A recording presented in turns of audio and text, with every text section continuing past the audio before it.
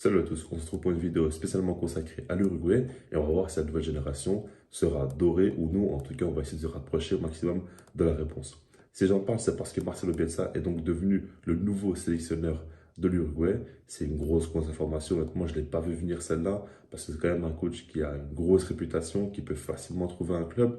Et il a choisi l'Uruguay. Et quand on regarde quand même de plus près, c'est pas non plus fou, tout simplement. Et c'est un challenge qui me paraît très intéressant pour lui.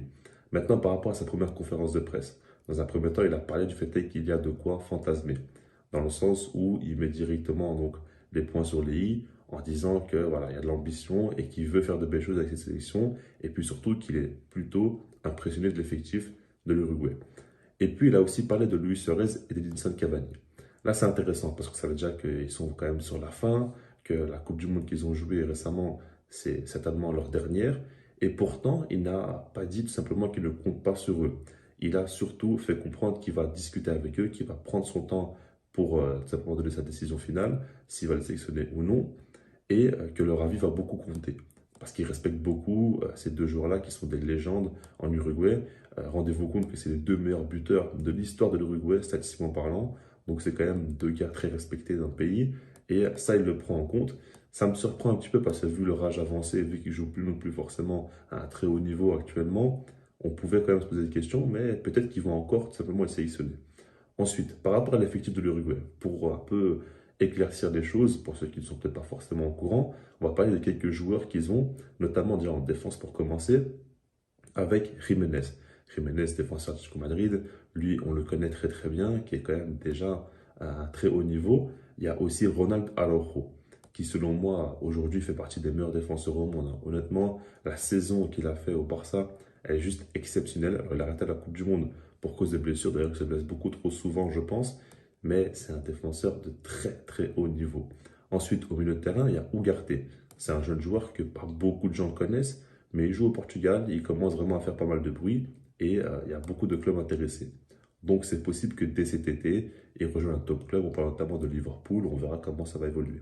Ensuite, il y a Federico Valverde, évidemment, lui, on le connaît, hein, c'est un joueur qui s'est installé depuis un petit temps en sélection, au Real Madrid aussi, et c'est un joueur vraiment très complet au milieu de terrain, c'est quand même une pépite pour l'Uruguay. Ensuite, Rodrigo Bentancur, c'est un joueur dont on n'en parle pas forcément énormément. Je pense que c'est dû au fait qu'il joue à Tottenham, c'est pas non plus un club qui est énormément sous le feu des projecteurs. Mais pourtant, c'est un joueur installé en sélection et c'est un joueur très complet, très fort aussi, je trouve. Et puis on attaque évidemment Darwin Nunez, hein.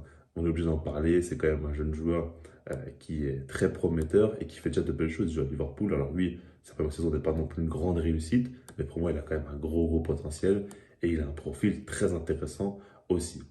Maintenant, voilà, par rapport à tout ça, on voit qu'il y a de quoi faire et que Bielsa pourra tout simplement s'amuser avec cet effectif. Mais tout de même, je pose une petite question. Est-ce que c'est vraiment un effectif qui correspond parfaitement à Bielsa? Et là, je dirais, à première vue, non. Parce que je vois quand même beaucoup de joueurs très forts athlétiquement, donc physiquement. Je vois des joueurs quand même beaucoup à vocation défensive de très haut niveau. Et en sélection, tu regardes un petit peu dans quel secteur tu as la plus grande qualité en termes d'individualité et tu vas tout simplement construire l'effectif autour de ça. En tout cas, c'est comme ça que je vois la chose. C'est donc pour ça qu'il faut le prendre en compte. Et puis, en dehors de ça, je me dis peut-être que le jeu le mieux adapté à cet effectif, c'est peut-être donc une équipe qui va jouer assez bas sur le terrain et qui va notamment jouer en transition rapide, vu les joueurs très rapides qu'ils ont, et puis, comme je l'ai dit, les qualités défensives qu'ils ont, etc. Bielsa, c'est un gars qui aime beaucoup donc, le football très offensif, qui aime beaucoup les sorties de balles avec pas mal de risques, qui aime beaucoup aussi, donc, comme je l'ai dit, prendre beaucoup de risques offensivement.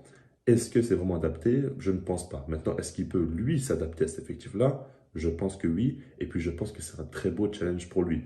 Sélectionneur, c'est intéressant parce qu'on voit qu'en club, il reste généralement pas très longtemps. Là, en sélection, vu qu'il ne sera pas tout le temps avec le groupe, ah ben, il pourra peut-être rester plus longtemps et peut-être que ça va plus lui correspondre, tout simplement. C'est possible qu'on ait une très belle surprise. Et puis, c'est un coach très développé tactiquement, donc je ne doute pas du fait qu'il pourra s'adapter et proposer d'autres choses. Donc, c'est pour ça que je trouve ça très intéressant pour Bielsa. Et puis, même, pour moi, peu importe le sélectionneur, l'Uruguay est une nation à suivre par rapport à la qualité qu'ils ont en termes d'effectifs, ça c'est sûr.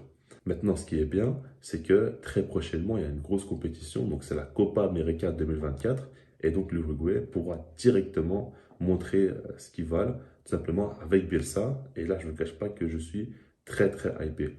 Alors évidemment, il y a le Brésil et l'Argentine qui sont les grands, grands favoris, qui ont donc des effectifs monstrueux, hein. Carrément dans le monde, c'est dur de faire mieux. Et puis surtout que l'Argentine va gagner la Coupe du Monde. Donc en termes de confiance, c'est plus haut que jamais. Et par rapport à tout ça, il faut le prendre en compte. Ils ne seront pas favoris de l'Uruguay, loin de là. Ils sont dans les outsiders, mais outsiders à suivre de très très près. Et avoir un coach comme Bielsa, ça change tout parce que tactiquement, tu sais que face au Brésil ou face à l'Argentine, il peut faire un coup tactique, il peut déstabiliser sur un match. Donc, c'est vraiment intéressant à suivre et je ne vous cache pas que j'ai très très hâte de voir ça. N'hésitez pas à me dire dans les commentaires, vous, ce que vous en pensez. Est-ce que vous voyez donc l'Uruguay de Bielsa aller loin en Copa América, pourquoi pas remporter carrément, et puis même pour la prochaine Coupe du Monde en 2026, est-ce que vous voyez comme donc une sélection à suivre de très très près qui devient directement dangereuse ou vous êtes encore assez perplexe? Honnêtement, c'est un sujet qui me paraît assez intéressant parce que c'est une sélection qui dégage quelque chose. Je pense que l'Uruguay, c'est quand même une des sélections à part. Ils ont quand même gagné 2 Coupes du Monde, il ne faut pas l'oublier. Alors oui, c'était il y a très très très longtemps, mais ça reste une sélection du foot qui est assez importante. Et puis ces dernières années, ces 10, 20 dernières années, on a vu beaucoup de joueurs uruguayens au top niveau proposer de belles choses. Et là, il y a une génération, on a l'impression qu'il y a beaucoup de joueurs qui sont arrivés d'un coup. Donc là, on va suivre ça de très très près. Je vous laisse là-dessus et puis ça, moi je vous dis peace.